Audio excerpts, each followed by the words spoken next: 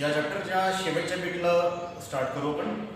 आज आपण जे बघणार आहोत ते म्हणजे angular SHM and its differential equation आणि त्याचं एक example vibrating magnet in a magnetic field. हे दोन कन्सेप्ट आपण बघणार आहोत. आता हे अँग्युलर एसेचम काय हे जस्ट मी आपल्या ह्या चॅप्टरच्या स्टार्टिंगला सांगितलं की हार्मोनिक मोशन्स जेव्हा आपण कन्सिडर करतो तर हार्मोनिक मोशन्स दोन टाईपचे आहेत.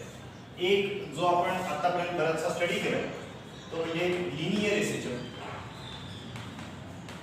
Okay, linear simple harmonic motion. आणि आता आपण जो स्टडी करणार आहोत तो म्हणजे angular एसेचम.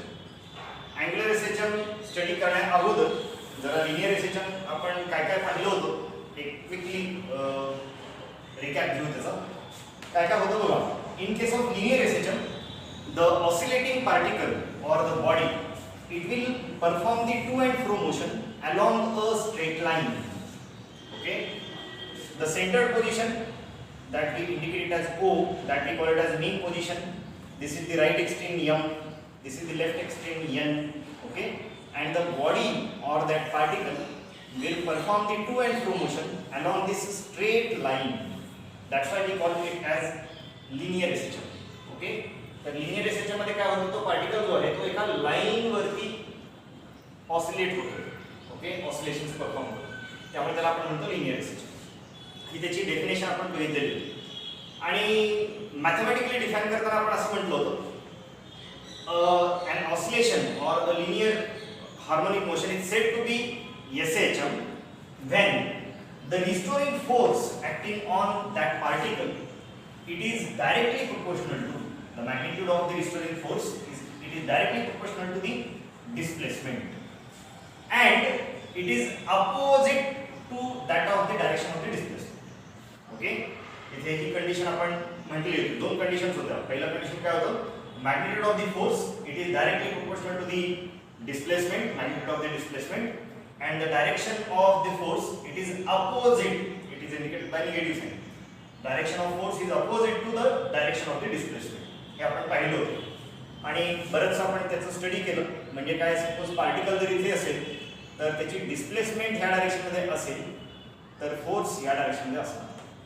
Okay, force is always towards the mean position आणि displacement is always away from the mean position असे आपण कन्सिडर करू. ओके, आणि मग हे पुढे आपण असं लिहिलं होतं, this is equal to F is equal to some minus k into x where k is called as force per net displacement. Okay, therefore if x is displacement then we can write the linear velocity v is equal to dx by dt and acceleration which is equal to d2x by dt. हे सगळं equations आपण derive केलेलं होतं. Okay, velocity is dx by dt, acceleration is d2x by dt. Therefore, force is equal to mass into acceleration, which will be equal to mass into d2x by dt. Okay, if you equate this or if you substitute this one in this equation, then what you will get, m into d2x by dt is equal to minus k into x or d2x upon dt is plus k upon m into x is equal to 0. This is the differential equation of linear एसेचम. हे equation आपण derive केलं होतं. नंतर याच्यात काहीतरी substitute केलं होतं. आपण काय सबस्टिट्यूट केलं होतं, omega square is equal to k by m or omega is equal to under root k by m. If you substitute that then you can write d2x by dt plus omega square x is equal to 0. Okay, आणि पुन्हा हाच equation मी वेगळ्या फॉर्ममध्ये लिहू शकतो. तो म्हणजे काय, d2x upon dt that is the acceleration that is equal to minus k upon m into x or it is omega square into x minus omega square into x. आणि ह्याच्यावरून आपण पुन्हा एकदा लिनियर एसेचम डिफाइन केला होता आणि त्या linear एसेचम define करताना आपण असं म्हटलं होतं, it is the motion in which the force or acceleration is directly proportional to the magnitude of the displacement and the direction of force or acceleration it is opposite to that of the displacement. ही आपण definition याची अशी केली होती. हे सगळं linear SHM मध्ये आपण हे केलं होतं आणि त्याच्यावरनं आपण एक टाइम पिरियडचा फॉर्म्युला सुद्धा काढला होता. Time period of such linear SHM that t is equal to 2 pi divided by square root of acceleration per unit displacement. Okay, हे असे आपण इक्वेशन्स हे डिराइव्ह केलेले होते. ओके, हे सगळं लिनियर एसएचएम. आता अँग्युलर एसएचएम मध्ये आपण सगळं हेच करणार आहोत, फक्त एनालॉजी वापरणार आहोत. आपण एनालॉगस क्वांटिटीज आपण वापरणार आहोत. लास्ट चॅप्टरच्या फर्स्ट चॅप्टरच्या शेवटी आपण पाहिलेले होते की सर्क्युलर मोशन किंवा रोटेशनल मोशन मधले काही क्वांटिटीज हे लिनियर मोशनच्या काही क्वांटिटीशी एनालॉगस आहे. एनालॉगसचा मिनिंग होतो सिमिलर. ओके, फॉर एक्झाम्पल तिकडे लिनियर डिस्प्लेसमेंट असेल लिनियर मोशनमध्ये, तर सर्क्युलर किंवा रोटेशनल मोशनमध्ये असणार आहे तो अँग्युलर डिस्प्लेसमेंट. लिनियर मोशनमध्ये लिनियर वेलॉसिटी, तर इकडे अँग्युलर वेलॉसिटी. तिकडे लिनियर ॲक्सिलरेशन, इकडे अँग्युलर ॲक्सिलरेशन. ओके, तिकडे मास जर असेल लिनियर मोशनमध्ये जो मास आहे, तर तो रोटेशनल किंवा सर्क्युलर मोशनमध्ये मोमेंट ऑफ इनर्शिया असतो. तिकडे लिनियर मोमेंटम असेल पी बार, तर इकडे अँग्युलर मोमेंटम आहे एल बार. तिकडे फोर्स जर असेल लिनियर मोशनमध्ये फोर्स असेल, तर रोटेशनल मोशनमध्ये टॉर्क असणार आहे.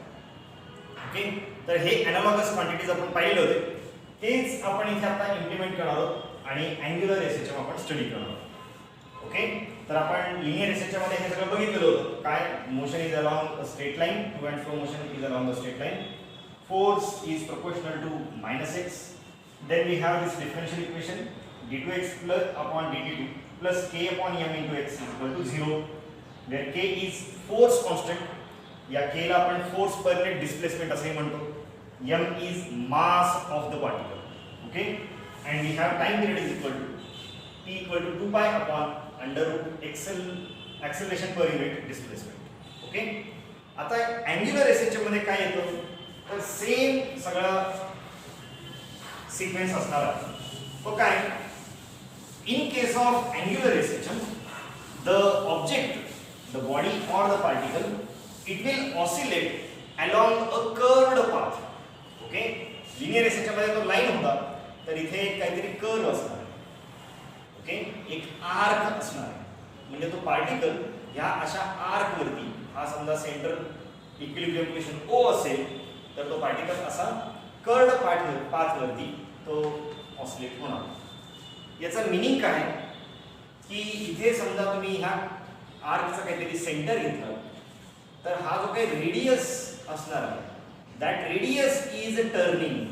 हा रेडियस जो आहे तो टर्न होतोय through some angle theta. Through some angle theta म्हणजे तिथे आपण लिनियर डिस्प्लेसमेंट बघत होतो, इथे आपल्याला अँग्युलर डिस्प्लेसमेंट बघावं लागेल. आणि हा अँग्युलर डिस्प्लेसमेंट त्या रेडियस वेक्टरचा. Okay, so in case of angular SHM, we have the oscillations or vibrations along a curved path. Okay, हा पहिला डिफरन्स लिनियर आणि angular SHM. Okay, now what is the physical example. हे physical example कुठे दिसतात angular SHM, तर बऱ्याच ठिकाणी आपण हे अँग्युलर SHM पाहू शकतो. खास करून आपण जो सिंपल पेंडुलम आपण बघितलेला होता, त्या सिंपल पेंडुलमच्या डिस्क्रिप्शन मध्ये आपण म्हटलेलं होतं कि theta should be very small. Okay, theta should be very small. The length of the pendulum should be very large. जेव्हा लेंथ खूप जास्त असेल आणि हा थीटा खूप स्मॉल असेल आणि व्हायब्रेशन्स एका प्लेन मध्येच असतील, तर हा जो आहे हा एक लाईन म्हणून ट्रीट करू शकतो आपण. ओके, हा एक लाईन म्हणून ट्रीट करू शकतो आणि हा लिनियर एसएचएम असणार. पण हेच जर समजा मी थीटा लहान न घेता थीटा जर मोठा असेल, एल जर खूप मोठा नाही आहे, तो जर कमी असेल, तर हा लिनियर एसएचएम नसून तो अँग्युलर एसएचएम होईल. Okay, so this is an example of angular SHM when theta is very large. Okay, दुसरा एक एक्झाम्पल आपण पाहू शकतो की suppose you have a disc which is suspended by means of a wire attached at its center to a rigid support. म्हणजे एक disk घेतला आपण आणि त्याच्या सेंटर पासून तो सस्पेंड केला. Okay, by means of a wire to a rigid support. इथे डिस्कच घ्यायला पाहिजे असं नाही. इथे तुम्ही एखादा रॉड सुद्धा घेऊ शकता. ओके, रॉड घेतला तर कसा दिसेल तो, तर हा वायर आणि ह्या वायरला एक आपण रॉड अटॅच केलं. हा रॉड असा सेंटरला अटॅच करायला पाहिजे. ओके, अंडर इक्विलिब्रियम कंडिशन, जेव्हा इक्विलिब्रियम असेल तेव्हा हा स्टेडी तसाच राहणार आहे. हा तसाच राहणार आहे. इथे मी रॉड घेतो, बाकी सगळं हा वायरच आहे, हा रिजिड सपोर्ट असेल. ओके, हा इक्विलिब्रियम क्वेश्चनला कुठेही रोटेट होत नाही किंवा काही ऑसिलेट होत नाही, स्टेडी आहे. हा पण तसाच स्टेडी आहे असं अज्युम करू. Now if you give a twist or a small rotation to this disc, या डिस्कला थोडासा रोटेट केला आणि सोडून दिलं. Okay, if you give a small twist or rotation to this disc, म्हणजे समजा ही इनिशियल पोझिशन जर असेल ह्या रेडियसची, तर नंतर काय होईल, हा असा एवढ्या अँगलमध्ये आपण तो ट्विस्ट केला, थीटा एवढ्या अँगलमध्ये. ओके, आणि सोडून दिला तर काय होईल, this disc will perform the oscillations which are in the horizontal plane. Okay, या टाइप मध्ये तो काय होईल, हा डिस्क रोटेट होणार. ओके, एकदा अँटी क्लॉकवाइज तर एकदा क्लॉकवाइज, अँटी क्लॉकवाइज क्लॉकवाइज, असा rotations, partial rotations, small rotations हे परफॉर्म करणार. तसा हा रॉड जरी घेतला तुम्ही, या रॉडला समजा आपण थोडासा डिस्प्लेस केला, तो डिस्प्लेस म्हणजे काय, त्याला थोडासा रोटेट केला, म्हणजे त्या रोडची पोझिशन समजा मी आपण असं केलेली आहे. ओके, आणि सोडून दिलं, म्हणजे याला ह्या थीटा अँगलमध्ये आपण टर्न केला, रोटेट केला आणि सोडून दिला, तर हा काय होईल, this rod will perform partial rotational motion. हा partial to and fro rotational motion perform करणार. ओके, म्हणजे एकदा तो क्लॉकवाईज जाईल, नंतर anti clockwise, clockwise, anti clockwise, असा हा रॉड रोटेट होईल. Okay, this type of motion we call it as angular harmonic motion. या टाइपच्या मोशन्सना आपण म्हणतो angular harmonic motions. ओके, असे वेगवेगळे एक्झाम्पल्स आपण अँग्युलर मोशनचे बघू शकतो. पानं, झाडाची पानं जेव्हा हलत असतात, समजा त्यांचा तो हलण्याचा अँगल जरी मोठा असेल तरी तो मोशन कुठला असणार आहे, it will be an angular harmonic motion. Okay, so these are the examples of angular harmonic motion. आता अँग्युलर एसएचएम कधी म्हणायचा, अँग्युलर एसएचएम कधी म्हणायचं, तर थोडीशी एनालॉजी लक्षात घ्या. लिनियर एसएचएम मध्ये आपण काय म्हटलं होतं, force is directly proportional to the magnitude, magnitude of the force is directly proportional to the magnitude of the displacement, linear displacement, and the direction of the force is opposite to the direction of the linear displacement. तसा इथे मी काय म्हणणार, तर here the torque acting on that object, this torque, magnitude of torque, it is directly proportional to the magnitude of angular displacement.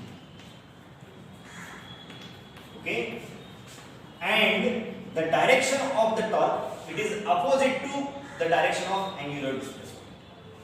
म्हणजेच काय, tau is proportional to minus theta. Okay, the motion in which the magnitude of the torque is directly proportional to the magnitude of the angular displacement and the direction of the torque is opposite to the direction of the angular displacement, that motion we call it as angular simple harmonic motion, angular SHM. Okay, angular SHM ची ही main condition. आता जसं आपण इथे linear SHM मध्ये काहीतरी constant घेतला होता, तसं ह्या ठिकाणी पण घेता येईल. To replace this proportionality sign, we will take a constant, so tau is equal to minus some constant, say c, into theta. Here this c is proportionality constant and it is called torque per unit twist, or it is also called as torque per unit angular displacement.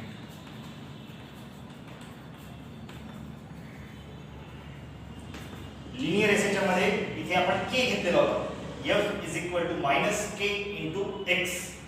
तिथे k चा जसा role होता, k was the force per unit displacement and c is torque per unit angular displacement. Okay, same role त्याचा आणि k चा आणि इथे c चा. Okay, so tau is equal to minus c into theta. Now if theta is angular displacement at time t, then what is angular velocity?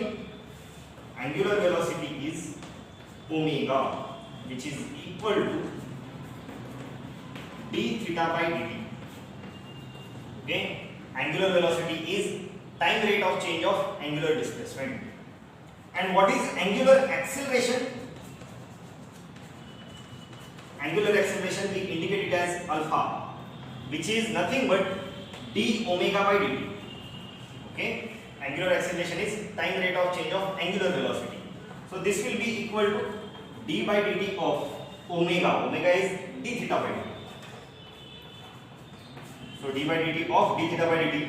So this will be equal to d2 theta by dt2. Okay, it is the double derivative of theta with respect to time. That is the angular acceleration. Now we know that what is torque? Tau is equal to I into alpha. Here I is the moment of inertia. Okay, I is the mi of that body or particle about that axis of rotation. ज्या axis भोवती तो rotate होतोय त्याच्या अबाउटचा moment of inertia त्या बॉडीचा. Disk असेल तर तो डिस्कचा मोमेंट ऑफ इनर्शिया असणार, रॉड असेल तर रॉडचा मोमेंट ऑफ इनर्शिया असेल. ओके, तर त्या बॉडीचा mi. Okay, tau is equal to I alpha. Okay, tau is the torque acting, I is the moment of inertia and alpha is the angular acceleration. Therefore I can write tau is equal to I into alpha is what? In terms of derivative it is d2 theta by dt2. If I substitute this tau in this equation 1, what I will get? I into d2 theta by dt2 is equal to minus c into theta, or d2 theta by dt2 is equal to minus c upon I into theta, or d2 theta by dt2 is plus c upon I into theta is equal to 0. This is called the differential equation of angular SHM. Angular SHM चा differential equation म्हणजे तो हा. हे सगळं study करताना तुम्ही compare करत जावा linear SHM सोबत. ओके, लिनियर SHM मध्ये सेम आपण असंच सिक्वेन्स फॉलो केला होता. याच प्रकारचं इक्वेशन आलं होतं. थीटाच्या ऐवजी तिथे x, c च्या ऐवजी तिथे k, i च्या ठिकाणी तिथे m असं टर्म्स तुम्हाला तिथे दिसतील. Okay, so this is the differential equation of the angular SHM. Now from this equation I can write the angular acceleration. Angular acceleration means d2 theta by dt2 is equal to what it will be? It is minus c upon I into theta. या equation में तो क्या इथे दिसतच आहे. d2 theta by dt2, that is the angular acceleration, is minus c upon I into theta. Now for a system, this c and I are constant. म्हणजे तुम्ही एखादा डिस्क आणि वायर जर फिक्स केलेला असेल तर त्याच्यासाठी हा torque per unit angular displacement c आणि मोमेंट ऑफ इनर्शिया I हे कॉन्स्टंट असणार आहे. याचं मीनिंग काय? The angular acceleration d2 theta by dt2 it is proportional to minus of theta. Okay, जसं लिनियर SHM मध्ये linear acceleration is proportional to minus of x असं होतं. Okay, तसं इथे angular acceleration is proportional to minus of theta. Okay, याच्यावरून angular SHM ची आपल्याला definition करता येईल. काय करता येईल? An SHM or an oscillatory motion is said to be angular SHM in which the magnitude of torque or acceleration, magnitude of torque or acceleration is directly proportional to the magnitude of angular displacement, and its direction of torque or direction of angular acceleration is opposite to okay, negative sign, opposite to the direction of angular displacement. Okay, so this is what is the definition of angular SHM is. Okay, तर हे differential equation मिळवा म्हटलं की आपल्याला इथपर्यंत येऊन ते थांबावं लागेल. आता ह्या अँग्युलर SHM मध्ये टाइम पिरियड काय असणार आहे, तर पुन्हा सेम एनालॉजी वापरा. All the equations which are we have derived in linear SHM they are applicable for angular SHM also, provided you have to replace the terms of linear motion by corresponding terms in angular motion किंवा rotational motion. Okay, म्हणजे linear motion मध्ये linear SHM मध्ये आपण जे equations use केले होते ते त्याच सारखे इक्वेशन्स आपण अँग्युलर SHM साठी सुद्धा वापरू शकतो. फक्त तुम्हाला काय करावं लागेल, तर करस्पॉन्डिंग टर्म्स रोटेशनल मोशन मध्ये करस्पॉन्डिंग टर्म्स इथे वापरायला लागतील. Okay, for example linear SHM मध्ये आपण टाइम पिरियड डिराइव केला होता आणि तो टाइम पिरियड किती आला होता, t = 2 pi upon under root acceleration म्हणजे linear acceleration per unit displacement, आणि हा डिस्प्लेसमेंट म्हणजे सुद्धा लिनियर डिस्प्लेसमेंट असं आपण तिथे घेतलेलं होतं. ओके, हे आपण प्रूव्ह केलं आणि याचा यूज पण केलेला होता. ह्याचप्रमाणे आपण अँग्युलर SHM मध्ये लिहू शकतो time period of angular SHM is equal to 2 pi divided by square root of angular acceleration per unit angular displacement. Okay, हे इक्वेशन आपण इथे अँग्युलर SHM साठी वापरू शकतो. ओके, म्हणजे सेम ह्याच्यासारखं इक्वेशन आहे, फक्त आता क्वांटिटीज कुठल्या वापरायच्या, रोटेशनल मोशनच्या एनालॉगस क्वांटिटीज वापरायच्या. Okay, so this is the angular SHM and its differential equation. याचा एक एक्झाम्पल, याचा एक प्रॅक्टिकल एक्झाम्पल आपल्याला सिलेबस मध्ये दिलेलं आहे, तो म्हणजे काय, vibrations of a magnet in magnetic field.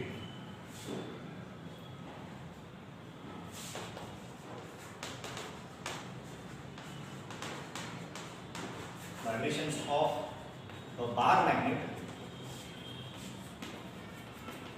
suspended in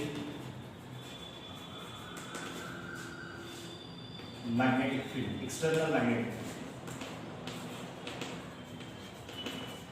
Okay, situation काय आहे बघा, एक समजून घ्या की suppose you are having a bar magnet which is suspended from a rigid support by means of a thread. समजा एक बार मॅग्नेट आपण सस्पेंड केलं, बार मॅग्नेट म्हणजे त्याला नॉर्थ आणि साऊथ पोल असे असणार आहेत. ओके, आणि हा सस्पेंड केल्यानंतर इकडे काहीतरी आपण मॅग्नेटिक फील्ड समजा ह्याला अप्लाय केलं. ओके, म्हणजेच काय, आता सिच्युएशन काय झाली, this magnet, bar magnet, it is suspended in some external magnetic field B bar, त्या मॅग्नेटिक फील्ड मध्ये तो सस्पेंड केला.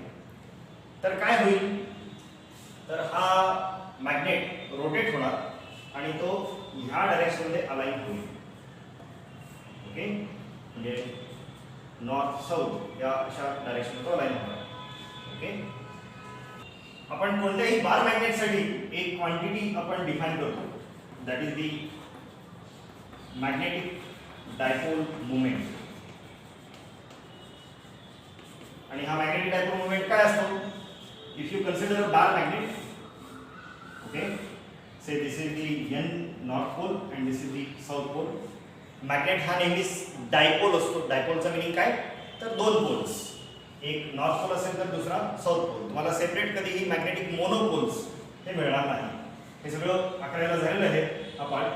आणि हे पोल्स किंवा त्याची पोलची स्ट्रेंथ मेन कुठे असते, तर या मॅग्नेटच्या थोडंसं आत, म्हणजे सरफेसला नसून हे पोल्स ॲक्च्युली थोडेसे आत असतात आणि या दोन पोल्स नॉर्थ आणि साऊथ पोल मधला जो डिस्टन्स आहे या डिस्टन्सला आपण इंडिकेट करतो 2l ने आणि ह्या 2l ला आपण काय म्हणतो this is called as magnetic length of that bar magnet okay distance between the two poles north and south pole okay that distance we call it as magnetic length आणि magnetic dipole moment आपण कसा define केला होता समजा ह्या पोलची strength आहे +qm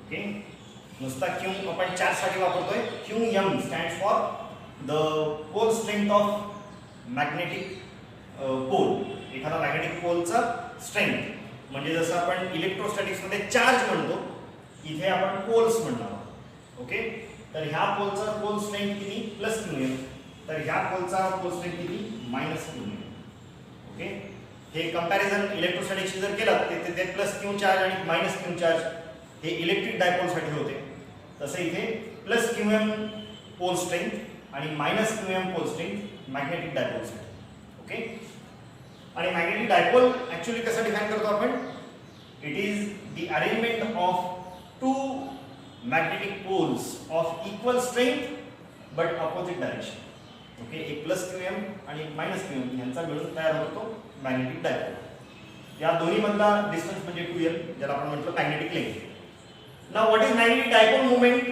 त्याचं आपण नोटेशन वापरलं तर त्याला mu okay the magnitude of magnetic dipole moment it is given by the product of magnitude of one of the pole magnetic pole म्हणजे qm into the distance between the two poles या दोन poles मधला distance okay pole strength into magnetic length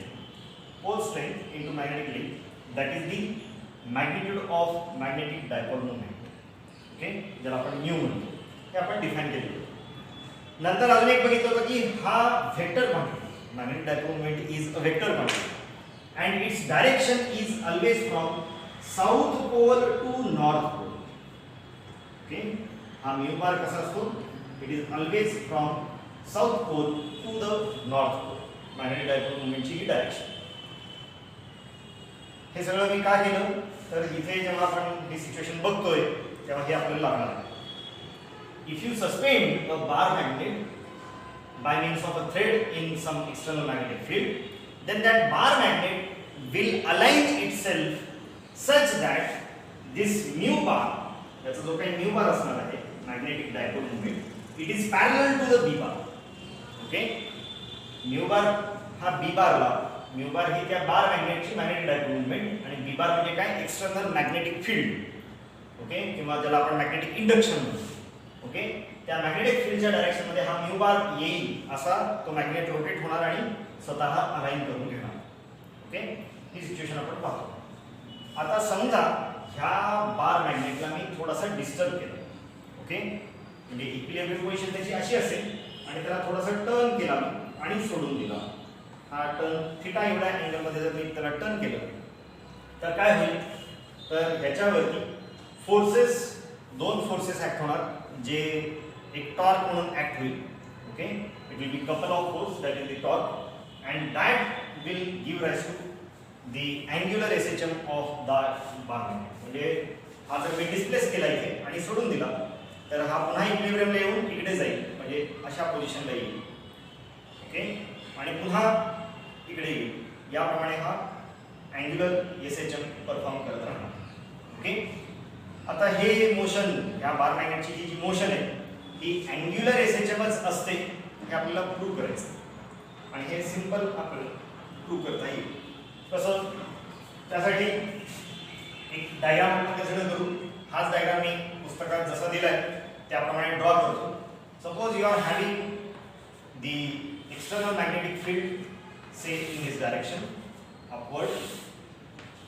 okay in which suppose a magnetic dipole is suspended and it is disturbed from its equilibrium position समजा magnetic dipole जो आहे तो disturb केला आणि तो अशा पोझिशन मध्ये आपण आणतो सपोज आपण से टॉप व्ह्यू बघतोय म्हणजे इथे मी साइड व्ह्यू दाखवला होता तुम्हाला आता इकडे जो फिगर काढतो त्याच्यामध्ये मी टॉप व्ह्यू दाखवतो. Okay, suppose this is the north pole. North pole आहे म्हणजेच काय, इथे काहीतरी प्लस QM एवढा पोल स्ट्रेंथ असणार आहे आणि इथे साऊथ पोल यस म्हणजे इथे काहीतरी मायनस QM एवढा पोल स्ट्रेंथ असणार. ओके, आणि हा त्याचा सेंटर ज्याच्याभोवती हा आपण म्हणजे इथे थ्रेड लावलेला आहे, आपण टॉप व्ह्यू बघतो. तर हा ऑसिलेट होणार. आता हा ऑसिलेट होत असताना याच्यावरती काहीतरी टॉर्क ऍक्ट होईल आणि हा टॉर्क कसा असणार आहे बघा. हा टॉर्क का डेव्हलप होतो, when you have this like situation, this north pole it is acted upon by a force. हा जो आहे मॅग्नेटिक फील्ड B बार या डायरेक्शन मध्ये आहे. तर ह्या पोल वरती नॉर्थ पोल वरती हा मॅग्नेटिक फील्ड ह्या डायरेक्शन मध्ये एक फोर्स एक्झर्ट करणार आणि हा फोर्स किती असतो, that is the magnetic force Fm which is equal to pole strength QM into the magnetic induction B bar. Okay, म्हणजे ह्या नॉर्थ पोलवरचा या मॅग्नेटिक फील्डमुळे एक्सटर्नल मॅग्नेटिक फील्डमुळे किती फोर्स असणार आहे, Fm bar is equal to QM into B bar. हे इक्वेशन्स सेम इलेक्ट्रोस्टॅटिक मध्ये जशी आहेत तशीच आहेत. इलेक्ट्रोस्टॅटिक मध्ये तुम्हाला इक्वेशन मिळतं Fe म्हणजे force due to electric field is equal to charge into electric field. तसा force due to magnetic field हे काय असणार आहे, QM. इथे E असेल किंवा Q असेल, Q इंटू E बार, इथे QM into B bar. Analogy लक्षात घ्या इलेक्ट्रिक फील्ड आणि मॅग्नेटिक फील्ड्स मध्ये. इलेक्ट्रिक मध्ये आपण चार्ज म्हटलेलं होतं, मॅग्नेटिक मध्ये आपण पोल स्ट्रेंथ म्हणतो. इलेक्ट्रिक फील्ड आपण म्हटलेलं होतं, इथे मॅग्नेटिक फील्ड किंवा मॅग्नेटिक इंडक्शन म्हणतो. इथे force due to electric field होतं, इथे force due to magnetic field. Okay, आणि पॉझिटिव्ह चार्ज तिकडे असेल इथे तर इकडे नॉर्थ पोल, इकडे निगेटिव्ह चार्ज असेल तर इकडे साऊथ पोल. ओके, तर हा पॉझिटिव्ह चार्ज किंवा पॉझिटिव्ह किंवा नॉर्थ पोल याच्यावरती या डायरेक्शन मध्ये फोर्स असणार आहे. त्याच वेळी साऊथ पोल वरती ज्याची पोल स्ट्रेंथ सेम आहे मॅग्नेट्यूड वाईज, फक्त अपोजिट साइन आहे, त्यामुळे ह्याच्यावरती सुद्धा सेम मॅग्नेट्यूडचा फोर्स पण अपोजिट डायरेक्शन मध्ये काम करतो. Okay, same magnitude force but opposite in direction. So here it will be acted upon by Fm bar which is equal to minus QM into B bar. Okay, pole strength into magnetic induction. Okay, हा ह्या पोलवरचा force. म्हणजे काय झालं बघा, ह्या magnet वरती दोन forces. Okay, this magnet is acted upon by two forces which are equal in magnitude. इथे पण QM into B, इथे पण QM into B, but they are oppositely directed. This magnet is acted upon by two equal and opposite forces acting at two different points. Okay, आणि आपण हे असं बघितलेलं आहे कुठे टॉर्क किंवा कपल ऑफ फोर्सेस मध्ये आपण म्हणतो काय, two equal and oppositely directed forces acting at two different points on a body that will form a couple of force which is also called as torque. Okay, आणि हा torque किती असतो, तर आपण हे टॉर्क किती त्याचं इक्वेशन आपण लिहिलेलं होतं. टॉर्क इज इक्वल टू, टॉर्कलाच आपण काय म्हणतो, moment of couple. Moment of couple it is equal to magnitude of the force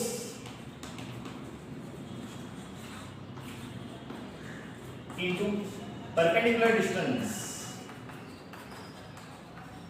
between the forces, between the two forces.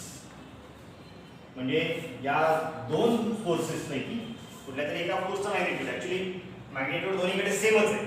Okay, कुठला तरी एक मॅग्निट्यूड घ्या आणि या दोन्ही मधला परपेंडिक्युलर डिस्टन्स, हे अगदी महत्त्वाचं आहे, perpendicular distance. Okay, so tau is equal to ह्या मॅग्नेटवरचा टॉर्क किती असणार आहे, magnitude of the force that is QM into B, magnitude फक्त घेतोय, इंटू परपेंडिक्युलर डिस्टन्स. आता या दोन फोर्सेस मधला परपेंडिक्युलर डिस्टन्स म्हणजे किती आपल्याला माहिती आहे ते हे लेंथ. ओके, या दोन पोल्स मधला लेंथ डिस्टन्स तो किती असतो 2l. ओके, नॉर्थ पोल पासून ते साऊथ पोल यांच्यापर्यंतचा डिस्टन्स किती 2l, त्याला आपण मॅग्नेटिक लेंथ म्हणतो. पण आपल्याला हा डिस्टन्स घ्यायचा आहे का नाही, आपल्याला डिस्टन्स घ्यायचं घ्यायचं आहे distance between the two forces, perpendicular distance between the two forces. म्हणजे समजा मी हा एक्सटेंड केला, ओके, ही लाईन आणि ही लाईन, तर या दोन लाईन्स मधला हा डिस्टन्स, म्हणजे ज्याच्यासाठी मी समजा हा ट्रायंगल डॉटेड लाईनने मी कंप्लीट करतो. ओके, तर मला माहिती आहे की हा डिस्टन्स जो आहे S to N हा 2l जर असेल, ओके, तर मग ही हा लेंथ किती असणार आहे, हा डिस्टन्स किती असणार आहे.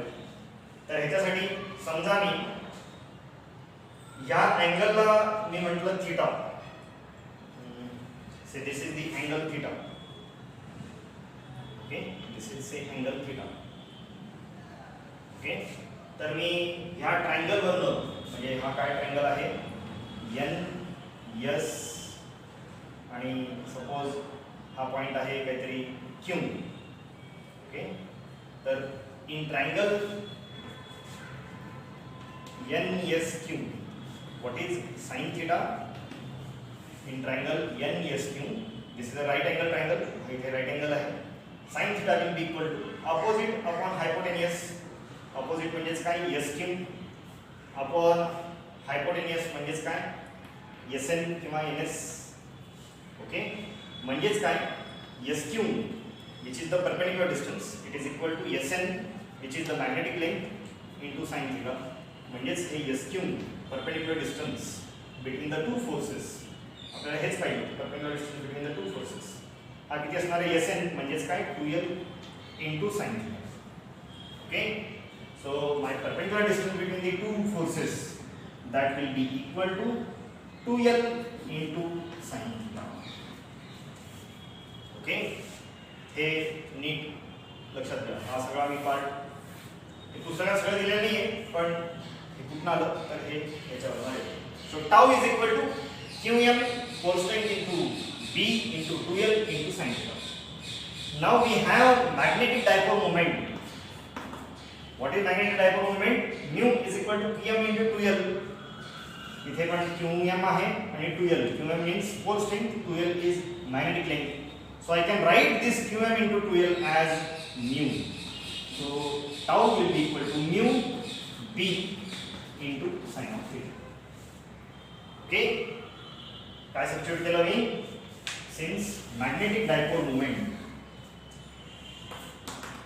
magnitude of magnetic dipole moment is qm into 2l. Okay, हे substitution आपण केलं. Now what is if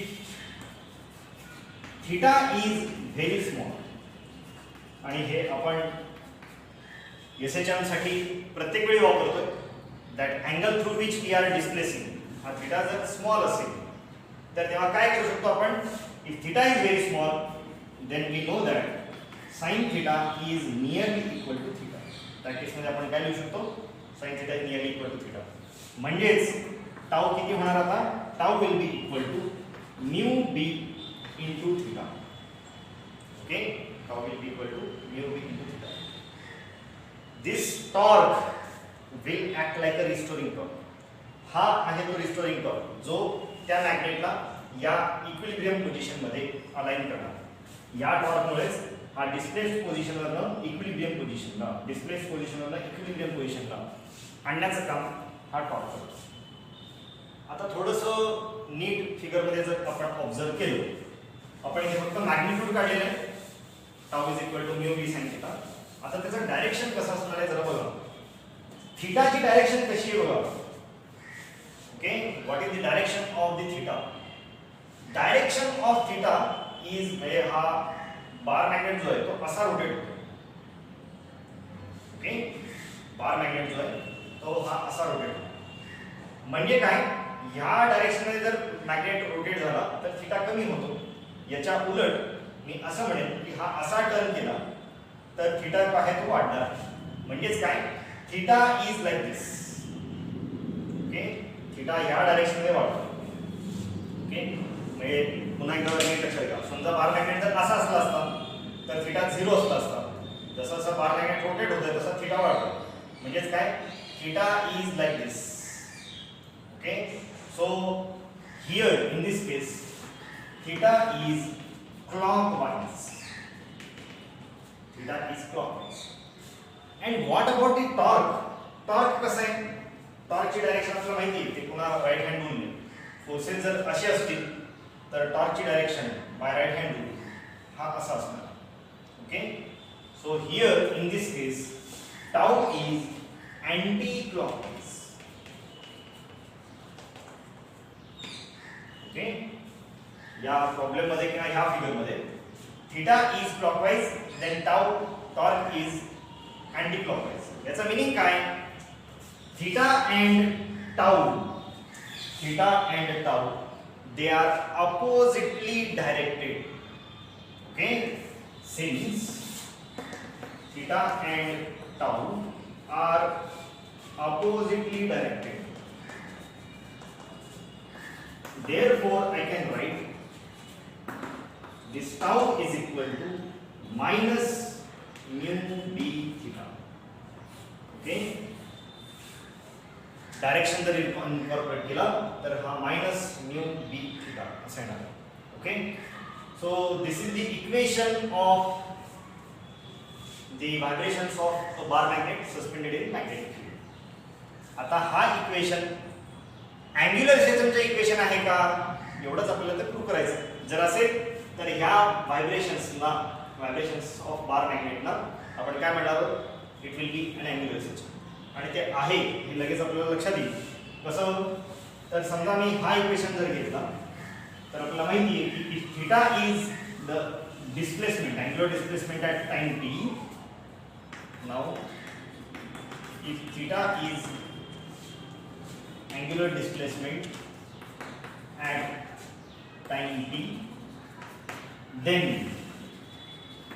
angular velocity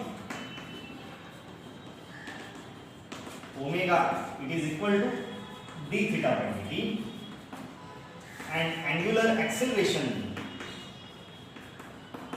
alpha it is d omega by dt or it is equal to d2 theta by dt. हे आपण आताच बघितलेलं, alpha is d2 theta by dt. And also if I is the moment of inertia, mi of the bar magnet, about the axis as the thread. Okay, म्हणजे ज्या दोरीने ते suspend केलंय ती दोरी म्हणजेच त्याचा ऍक्सिस, तर आपण तो डायरेक्शन जर घेतला, ओके, तर mi is indicated by I. If I is the mi of the bar magnet about that axis, then I can write tau is equal to I into alpha, that will be equal to I into d2 theta by dt. Substituting this in this equation, equation 1, okay, equation 1 will become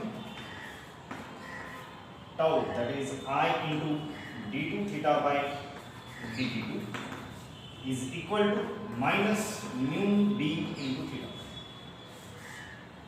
or I can write d2 theta by dt2 is equal to minus mu b upon I into theta.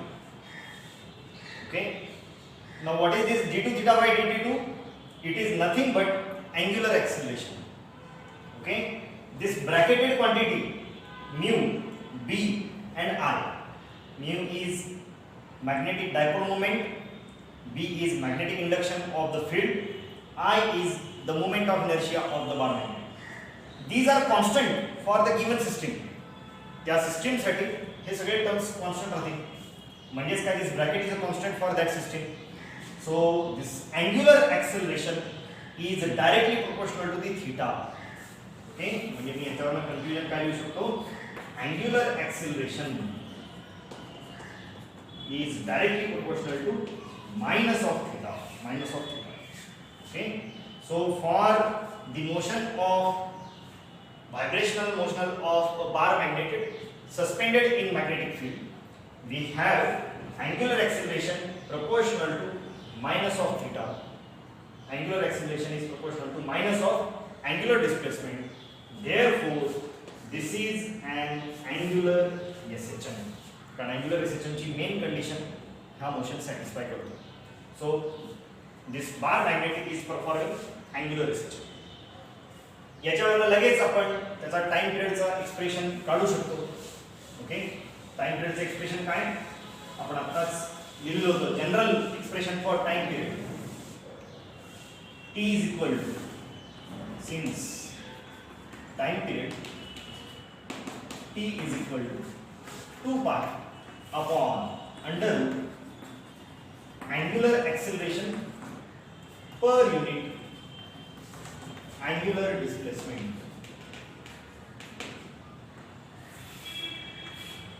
Okay, हे आपलं general expression. आता ह्या एक्सप्रेशनला जर बघितलं, okay, from say this equation, differential equation 2, from equation 2, angular acceleration per unit angular displacement म्हणजेच काय d2 theta by dt हे किती असणार आहे? It will be equal to, angular acceleration per unit displacement, that means angular acceleration per unit displacement हा किती असणार आहे? This will be equal to that bracket, that is the mu b upon r. मी इथे फक्त magnitude घेतोय त्यामुळे negative sign घेतली नाही. angular acceleration per unit angular displacement it will be equal to mu b upon I.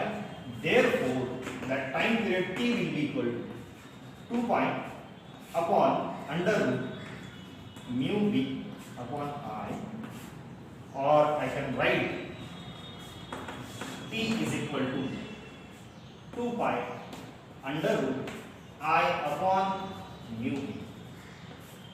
So this is the expression for time period of the angular vibrations, angular SHM of the bar magnet suspended in magnetic field.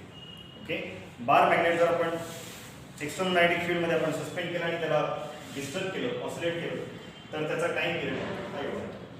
Okay, परीक्षेमध्ये question जर विचारलं की show that the vibrations of bar magnet suspended in magnetic field, तर इथपर्यंत लिहायचं आणि पुढे म्हणायचं this shows that angular acceleration is proportional to minus theta, therefore it is performing angular SHM. त्याने जर म्हटलं की टाइम पिरियड डिराइव करा तर मग ह्या पद्धतीने ते डिराइव करतात. Okay, so this is the last bit from this chapter, that is the angular SHM and its differential equation with the application to a vibrating bar magnet in external magnetic field.